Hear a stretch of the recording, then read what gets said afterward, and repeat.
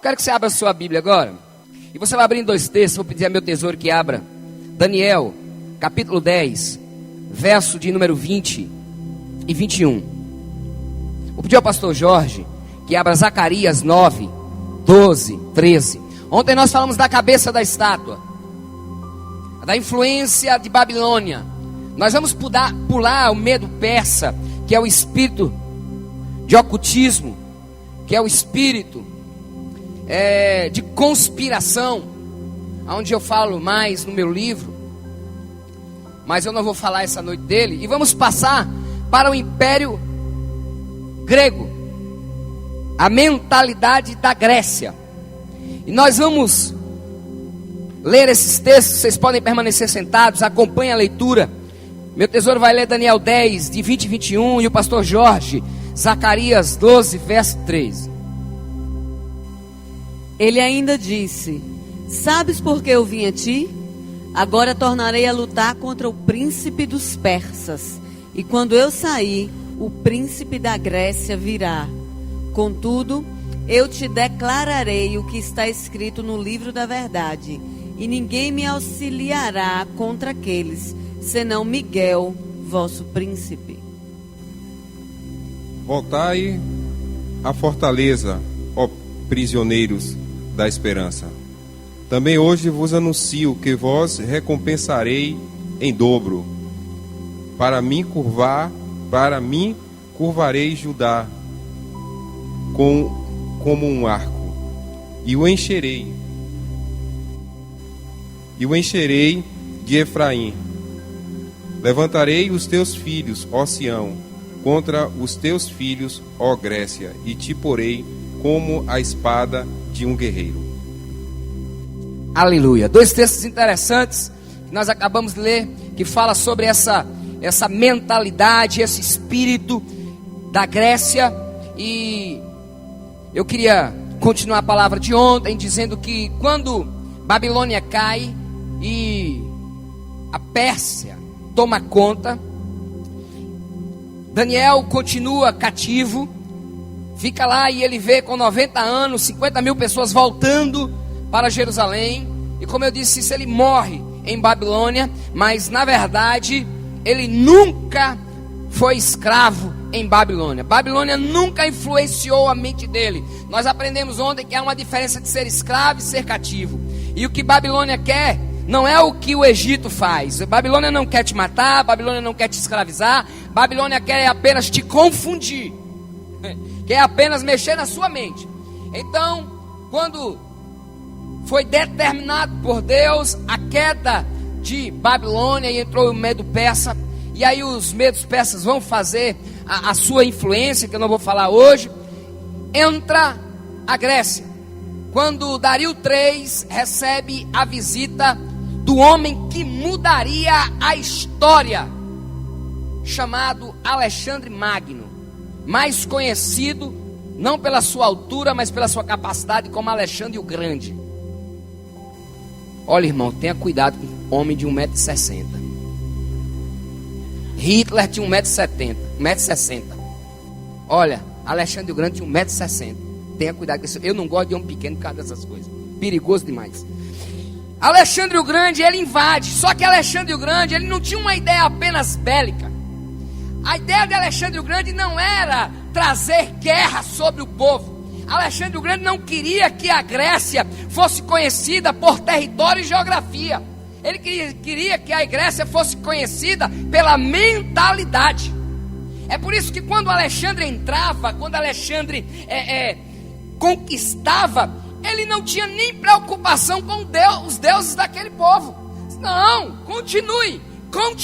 Eu só quero que vocês pensem comigo, aprendam a língua e cultuem junto comigo. Pode incorporar os deuses de você, contanto que os deuses gregos sejam reverenciados. Vocês devem pensar como os gregos. Ele cria um sistema chamado de helenização, aonde ele escravizava não pela geografia, mas pela mente. Vocês vão ver amanhã que Roma, quando vence a Grécia, mas continua pensando como os gregos. Eles continuam influenciados, porque era isso que Alexandre fez. Alexandre começa a criar uma estrutura rígida, que não tinha como as pessoas penetrarem, porque ele trabalhava na mente, na intelectualidade. Então o espírito, a mentalidade grega, aprisiona você na razão. A mentalidade grega aprisiona você naquilo que você toca, naquilo que você cheira, naquilo que você pega. Na mentalidade grega, 2 e 2 são 4. Na mentalidade grega, a fé é em segundo plano. Quando a mentalidade grega entra, as escolas de profeta se tornam faculdades. Antigamente, o que se estudava na escola profética? Estudava Deus. Não Deus enquanto pessoa, mas naquilo que ele produzia. Eu acho que a palavra teologia se encaixa muito mais do que ser uma palavra composta, theos, Deus, e logia, estudo. E aí os teólogos acham que estudam Deus, e eu não posso concordar com essa definição, porque eu concordo que a biologia estuda a vida, porque ela pega um sapo, coloca lá no laboratório, disseca o sapo, abre o sapo e diz: aqui é isso, aqui é aquilo outro. Eles ficam fazendo aquele negócio lá. Graças a Deus eu não tenho esse talento nem esse dom, que eu acho aquilo horrível, abrir o bichinho, ficar trabalhando. E eles sabem cada parte do corpo, eles realmente estudam a vida. Mas a teologia não tem como estudar o finito, não tem como estudar o infinito. O limitado não tem como estudar o ilimitado. A teologia, ela é o estudo daquilo que Deus se deixa revelar. É só aquilo que Deus se deixa mostrar.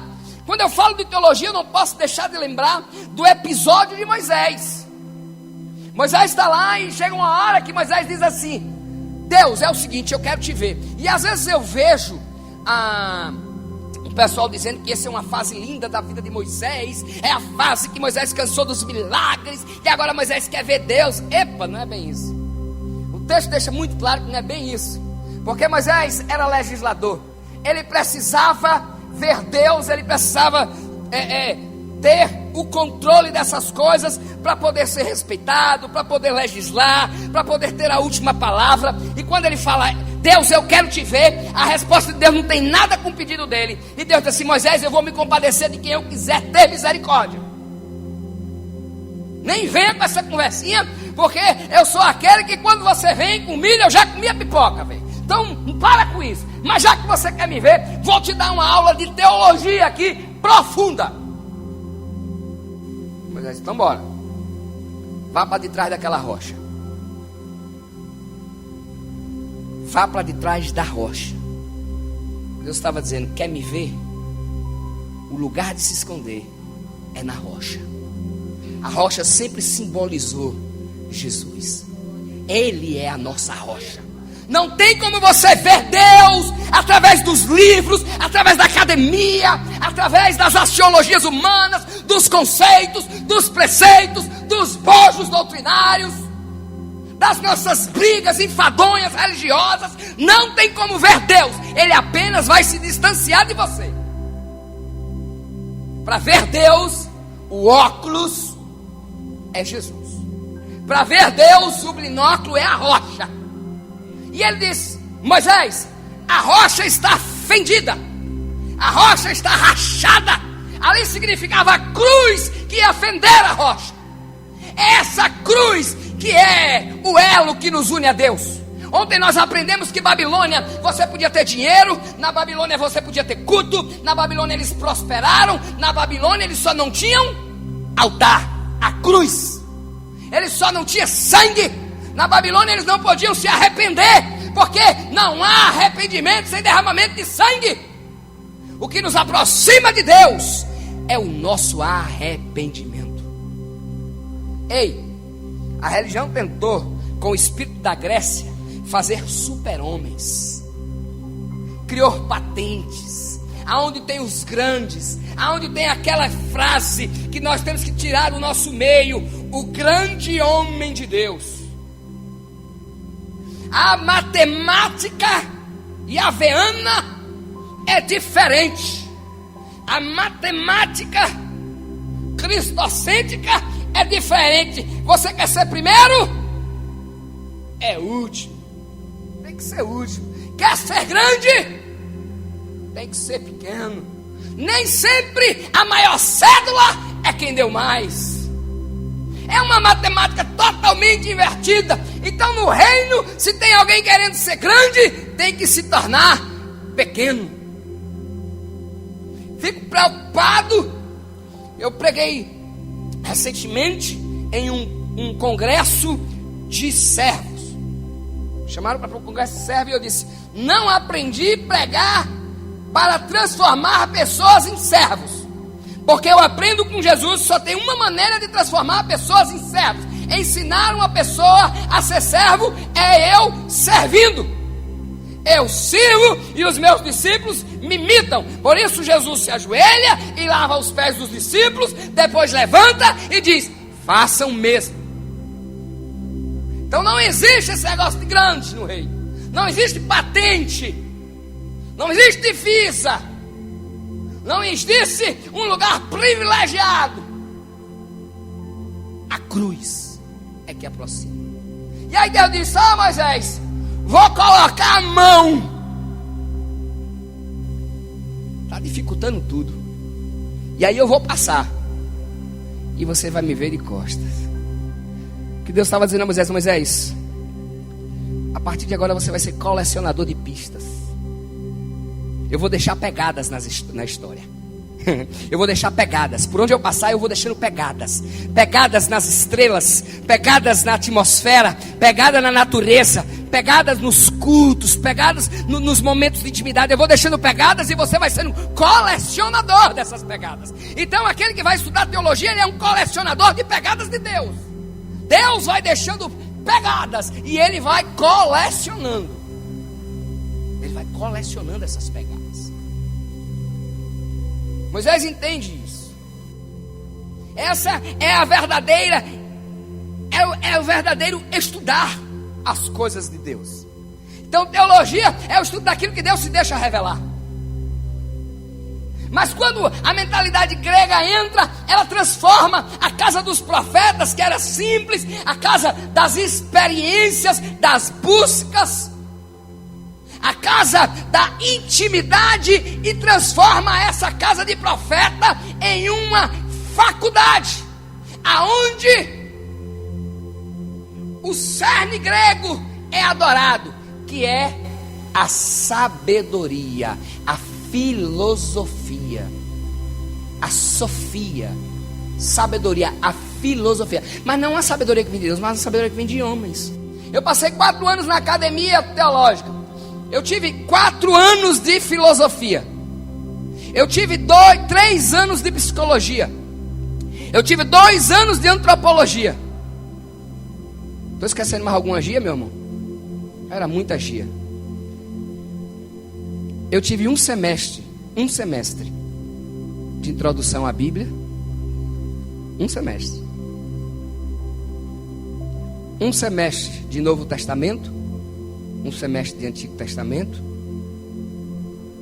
E todas as vezes que questionava algumas coisas, eu era ridicularizado pela minha fé, porque a excelência acadêmica era em primeiro lugar. Grécia dominava. Grécia apagava. O espírito da Grécia é o inimigo do sobrenatural. A mentalidade grega é o inimigo do sobrenatural. Me lembro de uma aula, um doutor de filosofia, meu professor, e ele dizia que não existia manifestação diabólica, que isso era coisa e invenção da cabeça de uma religião surtada. E ele dizia que isso era história de crente que não sabe lidar com a razão. E eu levantei que eu não aguentava mais. E ele disse: fale, pastor. Eu disse: professor, o senhor crê na Bíblia como palavra de Deus? E ele, com a mente da Grécia, disse assim: ela contém a palavra de Deus. Mas o senhor acredita que o que está ali é verdade? Pelo menos isso. Ele disse: com certeza. Então eu vou lhe contar uma história. E parece que a minha história não gostaria de ser interrompida até chegar ao final. Um dia Jesus estava em um lugar, desceu de um barco, chegou em uma aldeia, e um surtado psicossomático foi até ele. Alguém que tinha um surto psicossomático, como o senhor acabou de falar agora. Ele estava totalmente surtado, foi até Jesus. Quando viu Jesus, se ajoelhou, e o surto psicossomático olhou para Jesus e disse assim: viesse nos atormentar? Não chegou a nossa hora ainda. E Jesus olhou para aquele surto psicossomático, o calor, e ele, o surto, olhou para Jesus e disse assim: não nos mande para o abismo, mas mande-nos entrar naqueles porcos. Permita-nos entrar naqueles porcos. Jesus olha para o surto psicossomático, sem divã, sem anamnésia, sem nenhum tipo de intervenção psicológica, e diz: está liberado. E saiu daquele homem o surto, e uma vara de porcos surtou tudo ao mesmo tempo, e eles se precipitaram em um abismo. Como o senhor explica isso? Se numa aula o senhor disse que os animais não têm hipófise, por isso não podem surtar.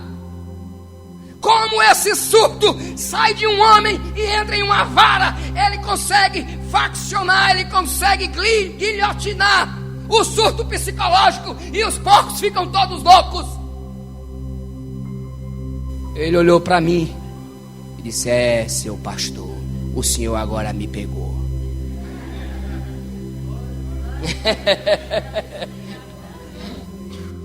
A mentalidade da Grécia quer ofuscar o sobrenatural. Quando a mentalidade grega entra na igreja, a primeira coisa que ela faz são cultos rígidos, são cultos litúrgicos, são cultos engessados. Quer ver uma coisa? A pessoa, quando está lá no Egito, escravo, ele é gente boa. Ele faz samba até com uma caixa de fósforo. As pessoas pagam para ficar bebendo com ele, porque ele é alegre. Ele traz alegria, ele sempre tem uma história de alegria. Ele pega uma caixa de fósforo, ele bate, ele puxa, todo mundo dança, e ele faz o reggae dele lá, o samba dele, o pagode dele. Ele é gente boa. Aí ele aceita Jesus. A primeira coisa que ele percebe na igreja é que todo mundo é muito sério. Que para expressar a santidade, o mundo grego diz que você tem que estar sério. Arrumam para ele uma roupa que não é dele. Às vezes dão uma cara que não é dele. E aquele cara que era gente boa se torna um mala, um chato. Ele gritava antes 4 horas atrás de um trio elétrico, 5 horas, 3 dias, uma semana. Mas ele não dá um pulo para Jesus, porque para Jesus não pode. Ele aplaudia políticos mentirosos falando mentira, mas uma palma para Jesus não pode. Ele dava grito, vibrando pelo seu time campeão, mas para Jesus não pode. Porque não é isso que eu aprendi.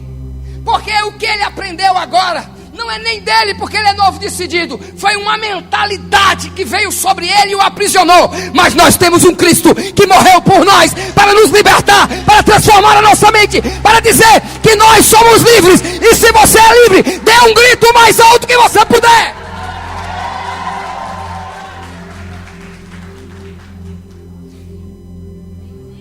A mentalidade da Grécia é inimiga do sobrenatural. Bispo Ricardo, uma vez eu estava numa igreja, saí da academia, saí da faculdade, achando que sabia tudo. Eu sabia fazer mais culto que Deus. Era. Quantas vezes eu disse: Deus, não é assim que é o culto, não. Quantas vezes, não foi só uma, não. Ele mandava eu dizer uma coisa: não, mas o senhor não sabe fazer culto, não, eu vou fazer o culto para o senhor. Era do meu jeito, é do jeito que eu planejei. Tinha uma liturgia, tinha um boletim para ser seguido. Mas um dia, domingo de manhã, eu estava na igreja, e entrou um casal, e esse casal gritando, eles diziam assim: pastor, pastor, eu quero ser crente, eu quero ser crente. Eles entraram, eu estava dando uma lição, eu quero ser crente. Eu disse, calma, pela zoada que você está fazendo, vocês já são. Eu nunca vi bicho para gostar de fazer zoada tanto como crente. Senta, o que foi que aconteceu? Me conta. Eles tinham uma menininha de mais ou menos uns 7 a 8 anos. E o pai olhou para mim e disse assim, pastor, essa é minha filha Jéssica. Nós temos lá em casa um quarto de visita, onde tem uma cama de casal e uma beliche. A Jéssica inventou de dormir na parte de cima da beliche. E eu disse, não dorme, não dorme. Ela decidiu dormir. A beliche estava sem a grade. À noite a Jéssica rolou. Ao rolar ela caiu e bateu a cabeça na quina da cama de casal. Na mesma hora ela perdeu todos os movimentos. Corremos ao hospital, o hospital mandou a gente para Salvador. Fomos para Salvador, o médico fez todo tipo de exame e nos trouxe o diagnóstico. Ele chegou para mim e disse assim, pai, o senhor tem alguma fé? O senhor acredita em alguma coisa? E ele disse, não. Mas chegou a hora do senhor exercitar a sua fé. Porque o que aconteceu com a Jéssica, deu o diagnóstico, eu não vou saber repetir. E nós não vamos poder mexer nisso agora. Há um coágulo sanguíneo muito grande no cérebro dela. Eu não vou ter condições de mexer nisso agora. Se ela ficar no hospital aqui, ela corre o risco de infecção hospitalar. Eu oriento o senhor. Ela já está medicada, ela não vai sentir mais dores. Ela só não vai poder mais andar. Até nós sabermos como vamos resolver isso. Volta para o interior. E eles decidiram e voltaram.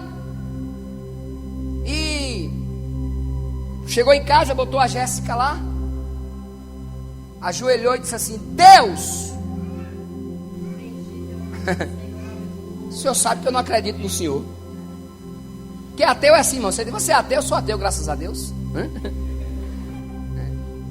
Ele disse assim, Deus, o senhor sabe que eu não acredito no senhor. Não acredito. Mas está aí um momento ideal para o senhor me provar que existe. E ele disse, pastor, eu chorei tanto com minha esposa, tanto, que a gente pegou no sono. 5 horas da manhã, eu ouvi umas panelas batendo, umas coisas mexendo, que eu olhei, a Jéssica não estava ao nosso lado. Quando eu cheguei na sala, na cozinha, ela estava brincando com as panelas. Eu encostei e disse, o que foi que aconteceu, filha? Ela simplesmente olhou para mim e disse, Jesus foi no meu quarto.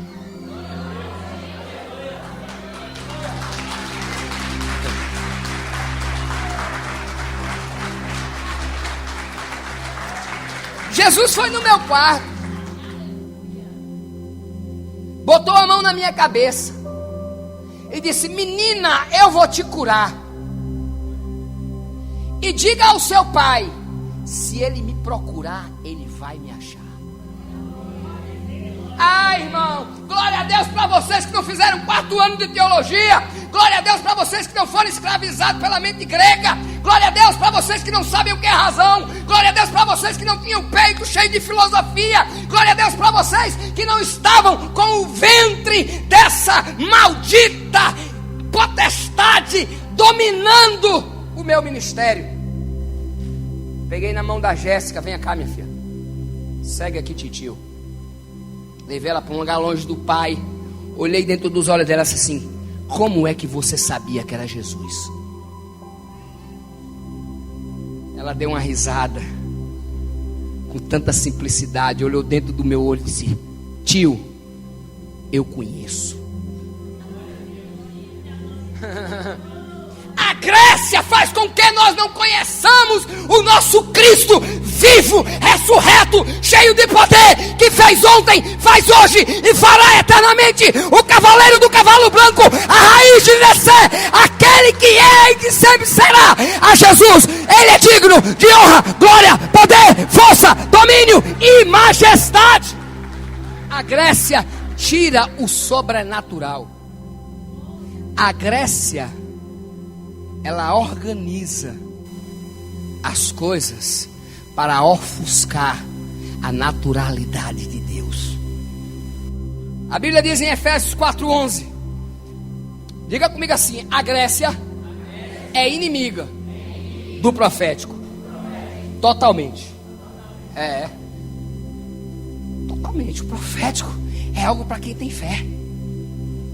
O profético é algo para ressuscitar as esperanças perdidas. A Grécia vem e diz: não existe mais profetas. A Grécia vem e diz: não existe mais apóstolos. A Grécia vem e diz: não precisamos mais disso. Efésios 4:11. A Bíblia diz assim: que quando Jesus foi assunto aos céus, Ele derramou sobre a igreja, e a uns deu como apóstolos, outros como profetas, outros como evangelistas, pastores e mestres, para o aperfeiçoamento do corpo de Cristo. Quando uma coisa deixa de existir na Bíblia, a Bíblia, muita gente diz que caducou. Existe um homem aí chamado, não vou dizer o nome dele, não, que você vai gravar, né? Mas é um homem que está na internet, e ele disse que a Bíblia caducou. A Bíblia caducou. É um pastor, irmãos. Pastor. Diz que a Bíblia caducou.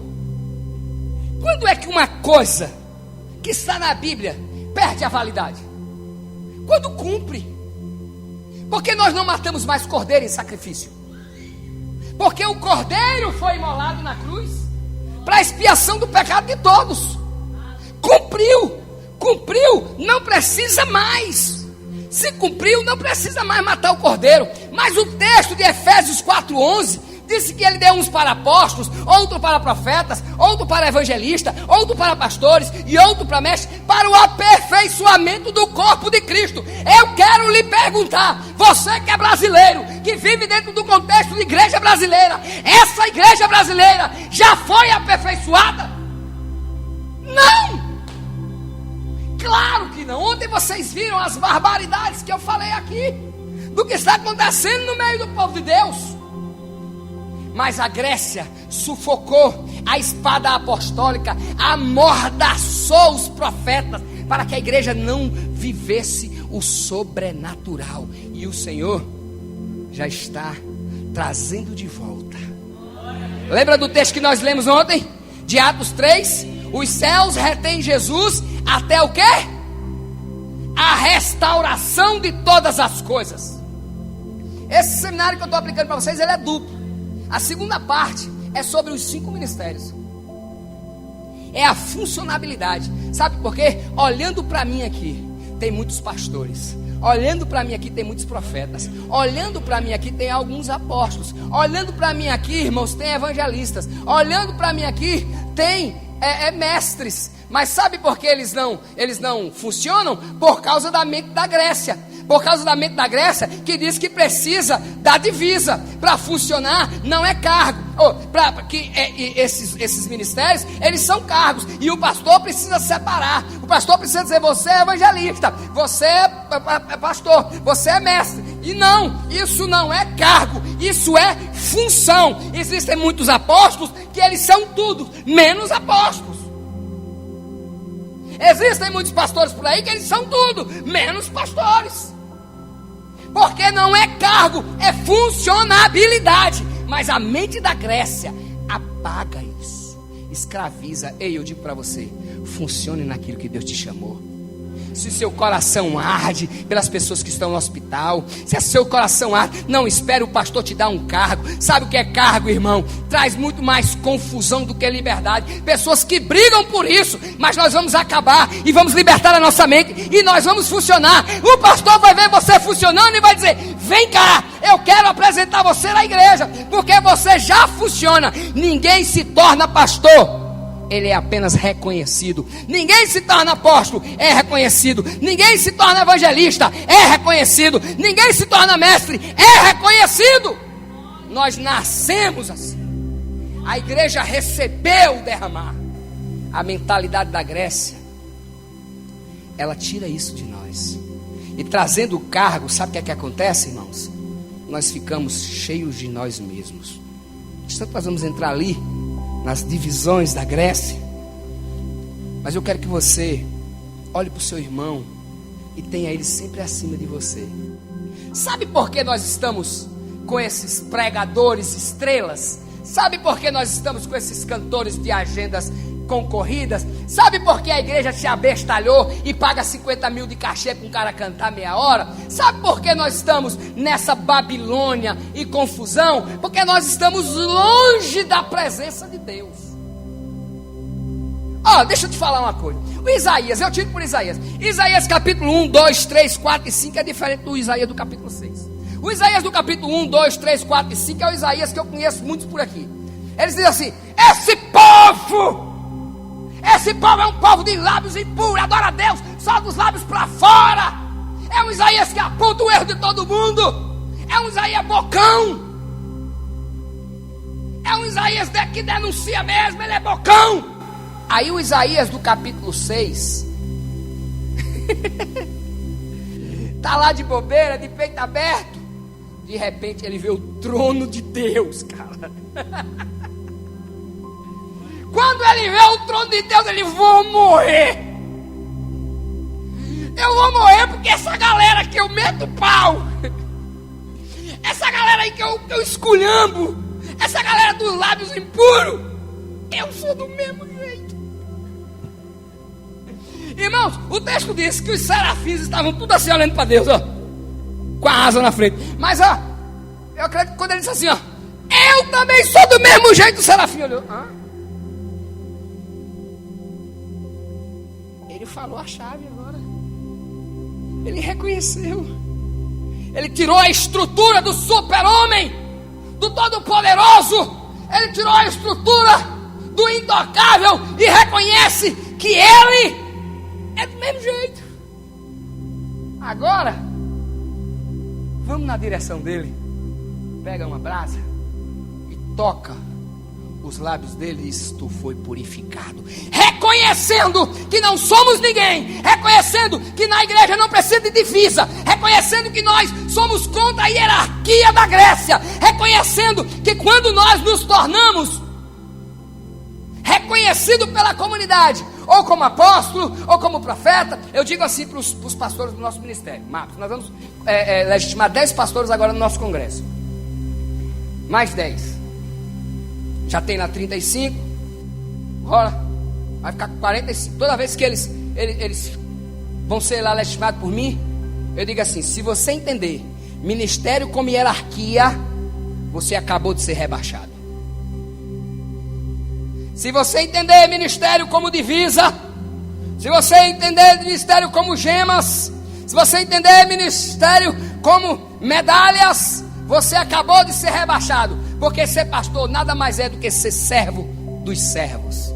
Ou seja, o servo é o Zé Ninguém e o pastor é a segunda pessoa. Nós estamos aqui para servir. Mas a mentalidade da Grécia não. A mentalidade da Grécia, ela começou a fazer uma hierarquia. Ela começou a botar estrelas. Ela começou a botar pessoas que o seu orgulho tem matado eles, mas o Senhor tem levantado uma geração da simplicidade do Evangelho, uma geração que honra, porque sabe que honrando ao sacerdote ele é abençoado, não pela exigência dele, mas sabe por quê? Porque a virtude não está no ser amado, a virtude está em quem ama. A virtude não está no ser honrado, a virtude está em quem honra. Então honra não se impõe, se conquista. Grécia tampa, Grécia tira, Grécia acaba com isso. Sabe o que a Grécia faz? A Grécia cria uma geração que só quer se apegar à promessa. Na Grécia, queridos, é promessa de Deus. E aí você sai com a historinha que quem tem promessa de Deus não morre. Vai nessa. Vai com essa história que quem tem promessa de Deus não morre. E por quê, pastor? Porque Deus não tem negócios com promessa. Poxa, pastor, que loucura é essa? Tem não. Deus tem negócio com princípios. Princípios quebrados, promessa cancelada. Ele disse a Josué, para de choringar, vai, para. Josué, Moisés é morto. Morreu, acabou. Levante. E como eu fui com Moisés, eu vou ser com você. Aonde pisar a planta, aí começa uma promessa, irmão, que a gente, até hoje a gente quer a promessa de Josué. Até hoje, né? A gente quer o essa. Quem não quer essa, meu irmão? Né? Eu mesmo, enquanto eu tô orando, eu tô pedindo a promessa de Josué. Só um dia desse que eu tava orando aí, Deus me deu uma lapada. Eu sei, Deus, que o melhor de Deus ainda está por vir. Marchando lá no templo da igreja sozinho, Deus disse assim: vem cá, e você acha que eu tenho alguma coisa no céu melhor do que meu filho? Eu posso mandar alguma coisa para você melhor do que eu já mandei? Ele diga, é só força de expressão. Eu só tô com força de expressão. Mas já tá bom demais. Se não vir mais nada, já tá bom demais. Então ele diz isso: olha, onde pisar a planta dos seus pés será teu por herança. Ninguém vai conseguir te deter, ninguém vai conseguir te parar. E começa Josué: agora sim, agora vai, agora eu tô melhor. Tu tá melhor. E aí eles vão enfrentar a maior força bélica da época, Jericó. Irmão, foi uma bagatela assim. Fizeram cor de doido. Eu gosto de cor de doido. Eles ficaram arrodeando a muralha 7 vezes calado. Acho que o pessoal ficava de Jericó e falou assim: esse povo não é sério. Olha, já tem 7 dias que eles ficam para lá e para cá só. Será que estão pensando, estão medindo? Não é possível, esse povo não é sério. No último dia eles dão um grito. O cara pega o chofar, o chifre do antílope, né? Na época era ainda de carneiro, não era de antílope. O antílope começou na Babilônia. Ele pega o de carneiro e as mulheres. Deus só pediu uma coisa, deu a promessa: eu vou ser com vocês, agora eu vou dar o princípio. Não aparta da tua boca o livro dessa lei. Faça tudo que o meu servo Moisés te ensinou para que tu vás bem. Deu a promessa e lançou o princípio. Promessa e princípio. E o princípio, no princípio Deus disse: eu não quero que vocês peguem nada de Jericó. Deus é um Deus que se alegra com as primícias. Diga comigo: Deus é um Deus que se alegra com as primícias. Olha, filhinhos, eles estavam deixando de ser alguém agrícola, alguém nômade, para passar agora a ser um exército. Ia deixar de conhecer Yahvé, chamar para conhecer Yahvé Sabaoto, o Deus dos exércitos. Eles iam agora participar da guerra. Deus só disse: eu quero as primícias. Ou seja, não toque em nada dos despojos. Nada. Aí um camarada lá, desses, com a mentalidade aprisionada, disse que isso é bobagem. Isso não tem nada a ver. Esqueci. O líder está falando, é uma besteira. Conhece isso aí? Já ouviu isso aí? Isso aí está cheio de quem vive aprisionado numa mente, acha que o que a gente está ensinando é bobagem, que o que a gente está ensinando é besteira, que isso aí é a gente que está tirando do nosso coração, da nossa mente. Foi lá e pegou uns bibelozinhos, botou dentro da sua casa, da sua tenda. Quando eles foram enfrentar Ai era um lugarzinho pequenininho, irmãos. Era como se os Estados Unidos decidissem invadir Roda Velha. Eu tinha uma notícia para dar a vocês: vocês iam morrer. Israel, campeão que venceu Jericó, vai invadir Roda Velha, São Felipe. Aí Josué diz: manda uns poucos homens. Isso não vai, olha, não vai dar nem para a gente se aquecer. Irmãos, eles levaram uma carreira. E ainda teve baixa no exército. Aí Josué foi fazer como muito crente faz. Ficou de joelho: cadê a promessa, Deus? O Senhor me prometeu. E Deus olha para ele e diz assim: ei, o princípio foi quebrado. Princípio quebrado, promessa cancelada. A Grécia quer que você viva apenas das promessas, mas a mente de Sião quer que você viva dos princípios da palavra, libertos e cheio da unção de Deus. Quantos creem nisso? Um aplaude ao Senhor.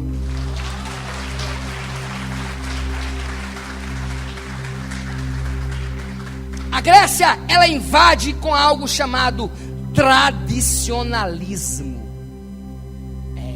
Pastora Luciana, eu não estou falando de tradição, porque eu sou um homem que sigo tradições. Nós, evangélicos, povo do evangelho, é um povo de tradição. A tradição dos apóstolos já se falavam na palavra. Mas qual é a diferença de tradição e tradicionalismo? É simples. Tradição é seguir a fé viva dos que já morreram, e tradicionalismo é seguir a fé morta dos que estão vivos.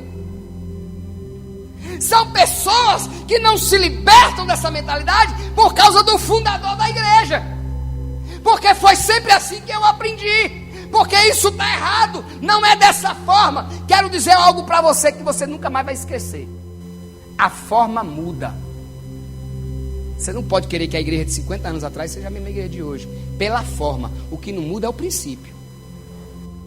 Máquina de escrever. Quantos conheceram máquina de escrever? Levanta a mão. Mas tem gente velha nessa igreja.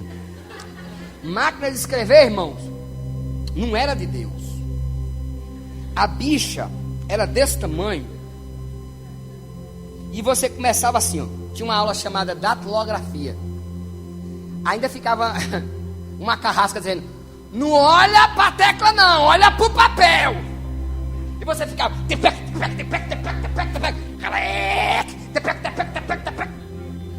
Quando terminava, a cabeça do dedo estava inchada. Quando você errava uma tecla daquela que caía no meio de uma tecla e outra, o sangue espinava. Aquilo não era de Deus não, irmão. Aí, irmão, veio o tablet, computador, tablet. Eu pego meu tablet aqui e eu digito. Você nem ouve. Com um dedo só. Só que mudou a forma. O princípio é o mesmo. Quem datilografava, que pegar um tablet, que pegar um computador, vai longe. Sabe por quê? É a mesma, é o mesmo formato. Mesmo formato. As teclas é o mesmo formato, só mudou a forma. O princípio continua o mesmo.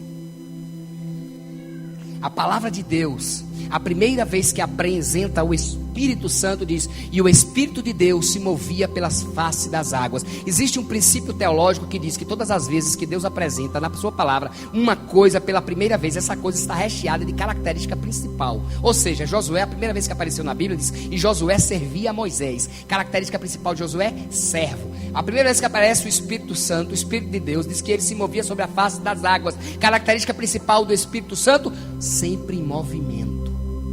Não é estático, não é parado. Então não faça manual do Espírito Santo. Não é da forma que você quer. Grécia quer fazer um manual. Eu amo Jesus. Jesus é a minha referência. Eu sou apaixonado por Jesus, porque Jesus veio para confundir a cabeça grega. O que Jesus encontra são romanos escravizados pela uma mente grega, religiosos escravizados pela mente grega. Uma vez ele está lá, chega um cego e diz assim, ele chega para o cego: você quer o que, cego? Perguntar para um cego o que é que ele quer, irmão, é óbvio. Mas o cego podia querer um pão de queijo, sei lá se ele era mineiro, né? Mineiro, ele dizia: eu quero um pão de queijo, né? Você quer o que, cego? Ele disse: eu quero ver. Jesus olha para ele e disse: então veja.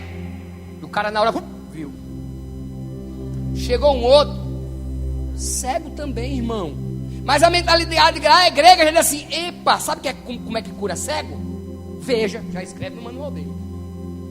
Aprendemos, hein? Como é que cura cego? Anota aí: cura cego dizendo veja.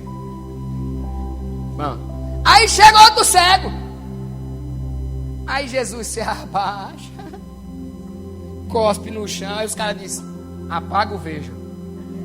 Cospe no chão, faz lodo, passa no olho do cara, manda o cara lá nos Confundé. Olha, irmão, minha mãe disse que os Confundé do Judas é um lugar muito longe.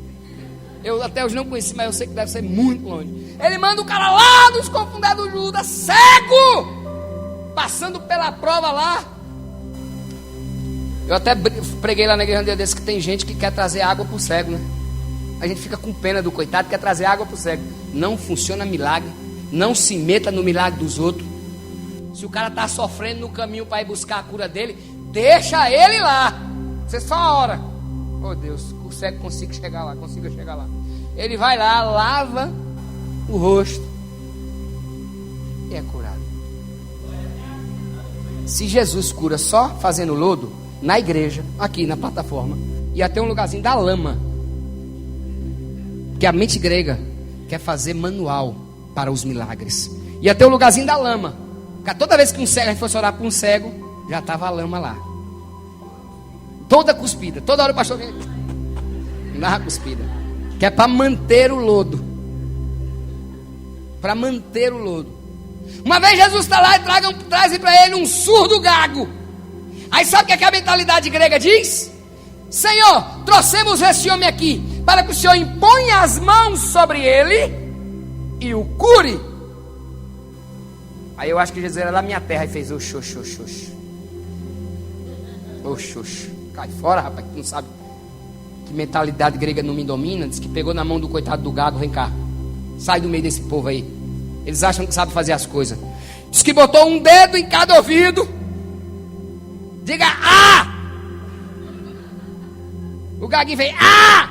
Ele cospe na língua do cara e diz Efatá, que se abra os ouvidos e se solte a língua, e ele foi curado. Não existe manual para o sobrenatural. Deus se revela do jeito que quer, da forma que quer, na hora que quer. Não deixa a mentalidade grega dizer para você como é o culto. O culto tem que ser assim coisa nenhuma, irmãos. Tem que ser assim coisa nenhuma. A estrutura grega tem que cair por terra em nosso meio. A finalidade desse espírito é governar todo o mundo. No texto de Daniel, do capítulo 2, que fala sobre a estátua, diz que esse império seria um império que dominaria o mundo. Só que, pela história, a Grécia não dominou o mundo. Eles não conseguiram dominar o mundo. No caminho da Índia, Alexandre o Grande morre. Ele pega uma malária e morre. Seu reino é dividido em 5 reinos. Foi esfacelado. Mas como é que na profecia diz que ele dominaria o mundo? Dominaria o mundo através da mente. O objetivo da Grécia não era bélico, não era territorial, não era geográfico. O objetivo da Grécia era a mente. E a chave seria a filosofia, a razão. Crente, quando coloca... Olha como a gente é. Eu estava conversando com o Jacilan. Crente não tem dificuldade, irmão, de que um pai de santo vê o diabo. De que quem fez um sacrifício com o diabo vê demônio. Que um pai de santo levitou na África. Crente não tem problema de acreditar nisso, não. Mas quer ver crente travar e você diz assim: rapaz, tem um irmão ali que vê anjo. Vê anjo o quê, velho? Não quer ir conversa, velho? Vê anjo. Tem um irmão ali que ele conseguiu, orou e apareceu em outro lugar. Hoje cai fora. Tem um cara ali que está orando, está ressuscitando morto. Eu preciso ver para crer. Mas a gente crê que a macumba pegou no cara e faltou matar. A gente tem facilidade de acreditar nas coisas do inferno. Isso é a Grécia travando o sobrenatural na sua mente. Nessa igreja aqui muitos irão ser arrebatados, muitos terão visões, muitos verão anjos, muitos terão experiência com cura, muitos verão o sobrenatural acontecer. É só tirar a Grécia da mente. É por isso que quando me disse assim: rapaz, fulano orou e o cara lá ressuscitou, dou logo glória a Deus. E pastor, se foi mentira é problema dele. Agora a minha fé está sendo avivada, porque eu creio nisso. Eu creio. Eles querem dominar o mundo. Eles querem dominar o mundo pela razão.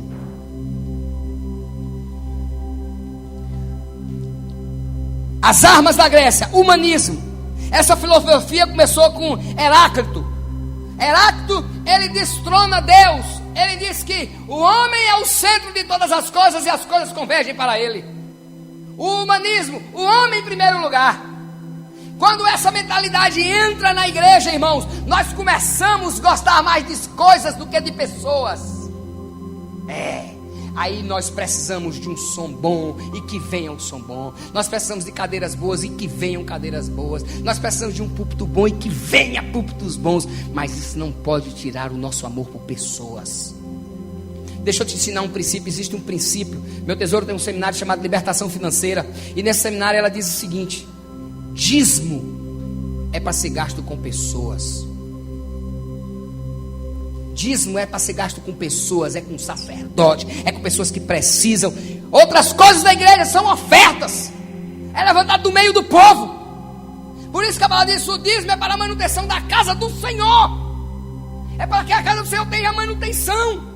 Ninguém tem a necessidade, ninguém precisa passar por dificuldade, que o pastor viva bem. O pastor tem que viver bem. Porque carregar problema, irmão, tem que ter uma cama king box para dormir. Carregar problema, não, você tem que ter um ar-condicionado bom. Porque a gente carrega problema nosso e dos outros. E não é só da igreja, não. Não é só da igreja, não, é da comunidade. E a gente carrega da nossa igreja, da igreja dos outros, da comunidade. Vem tudo isso sobre nós. Mas o humanismo, olha, sabe um texto, irmão, fantástico de Jesus? É o bom samaritano. Vocês sabem que a Bíblia foi escrita sem capítulos e versículos. Isso foi colocado depois. E principalmente esses subtemas, que foi colocado para facilitar a leitura da palavra. Então, se eu fosse colocar, o cara que ia imprimir a Bíblia, eu não colocaria o bom samaritano, o texto ali. Eu colocaria assim, 5 estradas e um caminho. Porque, preste atenção, a estrada é algo morto, é algo estático. A estrada não sai do lugar. A estrada que trouxe o bispo e o meu casal de amigos lá de Luiz Eduardo até aqui, ela está lá. Eles vão voltar por ela também. E se eles vierem amanhã, vem por ela também. Por ela vai estar sempre lá. Ela é morta, ela é estática. O caminho não. O caminho é vivo. O caminho, ele acontece enquanto tem o caminhante. É por isso que Jesus não é a estrada. Jesus é o caminho. Você precisa estar sempre em movimento com ele. Quando você para de caminhar com ele, você deixou de estar no caminho. Vira estrada, meu irmão. Vira estrada, não é mais caminho. Jesus disse que existia uma estrada, e naquela estrada as pessoas fizeram daquela estrada, uma estrada só, 5 caminhos diferentes. Primeiro caminho foi do camarada que desceu de Jerusalém, vem de uma experiência religiosa e está indo para casa, cheio de alegria, cheio de expectativas. Talvez tenha recebido uma mão na cabeça de um sacerdote: meu filho, vai mudar, a bênção chegou, é a tua vitória. E ele saiu dali com aquela esperança, e ele vai pelaquela estrada. Naquela mesma estrada, uns camaradas fizeram daquela estrada um caminho de perversidade, um caminho de maldade.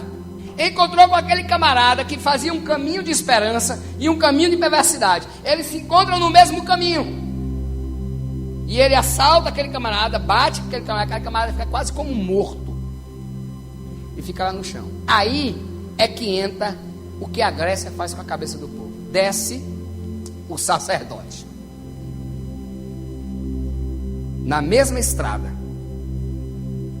com a sua mentalidade. Ele olha assim, vê o cara caído e não faz nada. Diga: o sacerdote representa aqui uma religião institucionalizada. Uma religião seca, uma religião que gosta de coisas, de ritos, uma religião de liturgias, mas não é uma religião que tem tempo para gente. Jesus tinha cheiro de gente, mas a Grécia faz que a gente precise de coisas. Um dia estava tendo um culto lá na minha igreja é meio doida, eu já falei para os irmãos, né? E aí um culto doido, irmão. Um adorador desse aí, que a gente canta muitos hinos dele, estava lá, adorando, o povo chorando, aquela catarrada doida, aquele povo jogado no chão, gente rodando, gente caindo, gente... Aí ele adorando, aquele movimento, de repente ele para e diz: sumiu o grave. Quem estava falando em língua, quem estava adorando começou a parar, sumiu o grave. Bata aí na bateria aí, sumiu o grave. Aí o cara bate no bumbo aí, sonoplasta, sumiu o grave. Irmãos, tinha gente rodando e fez assim: sumiu o quê? Na hora eu me ajoelhei. Essa experiência tem no meu livro, né? Quem leu já deve ter lido essa experiência. Eu me ajoelhei e comecei a orar. Se Deus, o que é isso? Que negócio é esse que sumiu grave? Uma nuvem desce, o cara parou. Aí Deus chegou para mim e falou assim: meu filho, quem foi o maior adorador da Bíblia para você? Aí eu respondi, ele depois de meu filho, né? Quem foi o maior adorador da Bíblia para você? Aí eu respondi como você pensou aí agora: Davi. Senhor, foi Davi. Davi foi um homem segundo o coração do Senhor. Se o Davi tinha harpa, o cão não aguentava a harpa quando Davi tocava. Esse Senhor, você está enganado. Sabe quem me adorava com tanta perfeição? Adão, antes do pecado. Adão não tinha nenhum tipo de instrumento. Adão me adorava sem precisar nem melodias. Adão me adorava sem esses aparatos que você tem. Adão estava dentro de mim. Por isso que Deus, quando Adão peca, o Senhor disse: Adão, onde estás? Não era por causa do local, porque Deus não é geográfico, porque Adão não estava mais dentro dele. Ele olha: cadê Adão? Adão, aonde você está? A intimidade de Adão com Deus era a adoração. Irmãos, eu levantei daquele lugar, peguei aquele microfone, tomei daquele cara atrás do grave, lasquei essa revelação no peito dele. O povo começou a quebrantar. O grave voltou, mas ninguém mais nem ligou para grave. Se deitou no chão, disse: livra-nos, Senhor, dessa mente, que precisamos de coisas para te adorar. Nós somos a igreja de Jerusalém. Nós somos a igreja de Sião. E a igreja de Sião não precisa de púlpito para pregar. A igreja de Sião não precisa de microfone. A igreja de Sião não precisa de plateia. A igreja de Sião não precisa de palmas. A igreja de Sião só precisa da presença poderosa, inefável do nosso Deus. Essa é a libertação. Aí quando você for liberto para isso, os adoradores daqui, quem é adorador daqui, levanta a mão. Quando você tiver a mente liberta, você que toca, você que canta, não vai precisar mais esperar a igreja chegar. A gente não vai mais precisar da igreja chegar para adorar. Sabe por quê? Porque quem a gente vai adorar vai vir quando a gente falar. Nós não somos aqui para entretenimento. Nós não estamos aqui para massagear ego de ninguém. Nós nos reunimos para adorar o Rei dos Reis, Senhor dos Senhores. A presença dele é que é importante. E a sua mentalidade seja mudada. Esse ano ainda sai um livro meu com o título Apaixonados pela Noiva e Rejeitados pelo Noivo. Uma igreja que se apaixonou pela liturgia, se apaixonou pelo culto, se apaixonou pela estrutura. Tem tempo, pastores que têm 2, 3, 4, 5 horas para construções, para pintar igreja, para comprar objetos. Membros de igreja que sabem apresentar peças, que sabem fazer a ornamentação da igreja, que fazem tudo para a igreja, mas não tem tempo para o dono da igreja. Jesus diz assim: mas eu não me chamei para isso. Isso é consequência de quem tem intimidade comigo. Quando a gente tem intimidade, irmão, aí a gente faz os cargos, tudo que é nos dado com amor, sem precisar ser reconhecido, sem ficar emburrado porque o pastor não agradeceu, sem ficar emburrado porque a pastora não lembrou de falar. Sabe por quê? Porque o que eu fiz foi pelo noivo. É uma noiva apaixonada, não é para agradar ninguém, é por ele. Uma mentalidade liberta. Sabe quantos estão na cadeira para punir o pastor? Assim, de gente nas igrejas. Não vou fazer mais não porque o pastor pisou no meu pé. Não vou fazer mais não porque a pastora não falou comigo. Não vou fazer mais não porque só chamam o irmão fulano. Mas quando eu mudo a minha mentalidade, eu me ofereço, porque é para o meu noivo, não é para ninguém, é para quem eu amo. Eu não preciso ser convocado. Eu falo como Isaías quando vê o trono. Deus fala assim: e agora, quem enviarei? Só tinha os 2 lá dentro, irmão. Que pergunta é essa? Mas Deus já tinha tocado nos lábios daquele homem. Aquele homem já tinha reconhecido quem ele era. Ele estava apaixonado pela presença. Ele disse: ei, não se preocupe não, eu estou aqui, envia-me a mim. Pode mandar eu mesmo que eu vou. Uma mentalidade mudada não é uma mentalidade humanista, não é o eu preciso reconhecido. Essa mentalidade da Grécia cai por terra e você diz: eu faço porque eu sou apaixonado por Ele. Você crê nessa palavra? Então, dê uma salva de palmas no Senhor.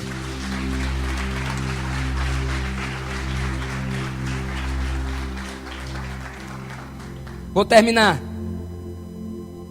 Uma coisa que a Grécia trouxe sobre nós foi uma palavra que eu tenho até medo de falar dela. É a palavra chamada democracia. Não sou comunista, mas na igreja eu detesto essa palavra. Democracia significa o povo governando. Você já viu isso dar certo aonde? Na igreja, quando eu falo da questão espiritual. Nosso regime é democrático. Aí Deus dá uma revelação ao pastor. O pastor precisa fazer uma reunião. E se ele não tiver a maioria, não faz. Deixa eu falar uma coisa para você. Sabe o que é que Deus diz de reunião? Ele diz assim, Isaías: reuniões, reuniões. Eu estou cansado de reunião. Vamos fazer um evangelismo. Vamos fazer uma reunião primeiro. Aí na reunião vamos descobrir quem é o líder. Aí vamos votar a hora. 3 horas eu não posso, 4 horas também eu não posso, 5 horas. A gente perde tanto tempo. Quando a gente soma o tempo da reunião, sabe quantas almas já podiam ter sido evangelizadas? Soma o tempo da reunião para organizar. Ei, deixa eu dizer uma coisa para você. Deixa eu dizer uma coisinha simples para você. Sabe como foi que a igreja nasceu? No meio de um povo que não sabia fazer culto. Deus disse assim para os apóstolos: vocês vão lá, eu estou indo embora. Vocês vão lá para Jerusalém, fiquem lá no cenáculo. Jesus tinha 500 seguidores, 380 vazaram, ficou só 120. E ele disse assim: vocês vão para lá, ficam lá, e eu vou mandar para vocês uma dinamite. Vou mandar para vocês poder. Dinamis. Vou mandar poder para vocês. Vou mandar uma dinamite. Ele disse: nós vamos ser explodidos. Vai vir do céu uma dinamite, vai explodir tudo, certo? Tá bom, bora lá. Eles ficam morando. Vai acontecer o quê? Ninguém sabe. Nós vamos explodir. Vamos lá. Senhor, na hora de explodir, protege minha cabeça. Só orando. Diz que de repente, irmãos, veio dentro da igreja. Olha, o poder era tão grande que eles não souberam dizer o que era. Muita gente diz que eles viram línguas repartidas como fogo. Não viram, não. A Bíblia diz que como? Eles nem sabiam o que era. Eles viram línguas repartidas como de fogo. O negócio era tão... É parecido com fogo. Um vento impetuoso. E eles, irmãos, levantaram e disseram: eu quero saudar a igreja com a gloriosa, poderosa paz do Senhor. Foi? Foi não. E os visitantes com a boa noite de salvação? Não foi não, irmão. Irmãos, eles entraram num mistério doido. Olha, irmão, eles rodavam, eles caíam, eles pulavam. Quem estava olhando disse: vixe, a cachaçada ali foi grande. Olha, esses caras comeram uma água dura, porque tá todo mundo bêbado. Como é que quando a igreja nasceu, a primeira palavra que ela ouviu não foi um elogio. Quando a igreja nasceu, a primeira palavra que a igreja ouviu foi uma crítica. Foi. Tão bêbado. Sabe por quê? Nós estamos aqui para confundir esse povo. Nós temos uma grande arma chamada amor. Quando a pessoa entra aqui, ela tem que se sentir amada, mas ela também tem que se sentir, sabe o quê? Rapaz, parece que eu tô meio um peixe fora d'água. Rapaz, esse povo é diferente, cara. Esse povo é doido.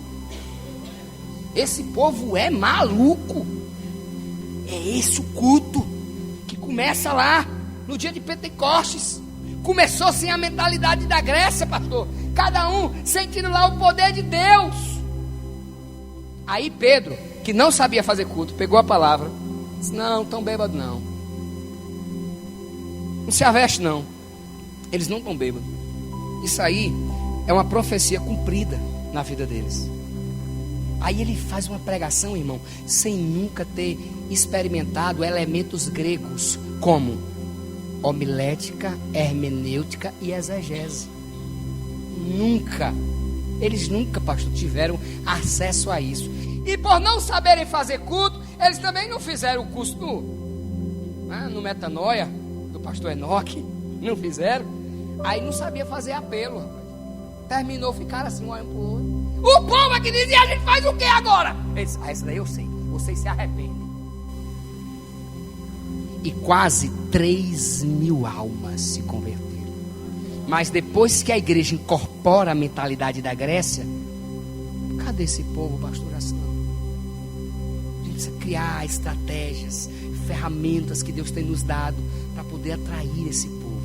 Mas quando as nossas mentes forem libertas e nós desaprendermos a fazer culto, quando nós desaprendermos a pastorear, quando nós desaprendemos a fazer tudo e deixar o Espírito Santo fazer, meu irmão, ninguém segura essa igreja. A gente não vai precisar ficar trocando palavra com homossexual, nós não vamos precisar estar trocando palavra com político.